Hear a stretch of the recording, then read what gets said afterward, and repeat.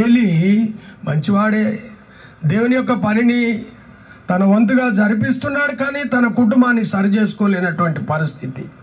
ఆ పరిస్థితిలో వచ్చినప్పుడు ఆయన తన పిల్లల్ని హెచ్చరిక చేసినప్పటికి కూడా వారు వినడోళ్ళని వారుగా ఉంటూ వచ్చినాడు.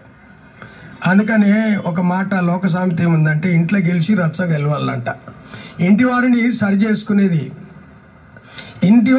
చేసుకునేది ఇక్కడ మన ఇల్లు, ఇది దేవుని యొక్క ఆలయము, దేవుని పిల్లల ఇల్లు.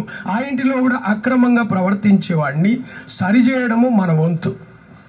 కనుక ఇక్కడ మీరు పూర్ణ హృదయంతో యెహోవాను సేవించుడి, యెహోవా వైపు మళ్ళుకొనుడి. 12వ అధ్యాయం అపోస్తల కార్యములు 5వ వచనం చదువునైనా.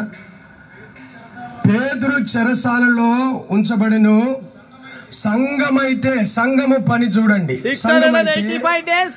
అతని కొరకు అత్యాసక్తిగా దేవునికి ప్రార్థన